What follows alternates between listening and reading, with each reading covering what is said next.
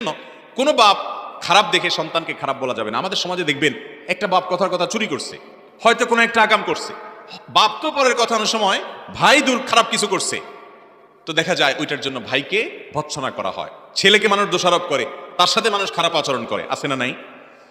বাপের দোষে কখনো সন্তান দোষী হয় না, আবার সন্তানের দোষেও কখনো বাপ দোষী হয় না। যার যার দোষ তাকে পাবে।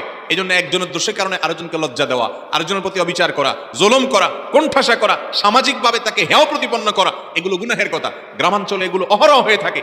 যে কোনো কারণে ছেলে হয়তো একটা অপকর্ম করেছে, বাপ বেচারা আর কোথাও উঠতে পারে না, কোনো সমাজ তাকে নেয় না, তার সাথে কথা বলে না, আছে না নাই? এগুলো হারাম এবং নাজায়েজ কাজ, এগুলো করা যায় নাই। যার কারণে বাবার পাপ বাবাকে পাবে, মায়ের পাপ মাকে পাবে।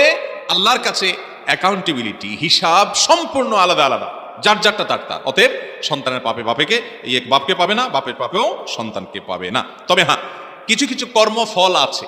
বাপ যেরকম খারাপ যদি পথে ছেলেকে পরিচালিত করে, তো তার ফল খারাপ হয়, সেটা ভিন্ন বিষয়। কিন্তু পাপের যে শাস্তি, সেটা কখনো একজন আরেকজনেরটা পাবে না।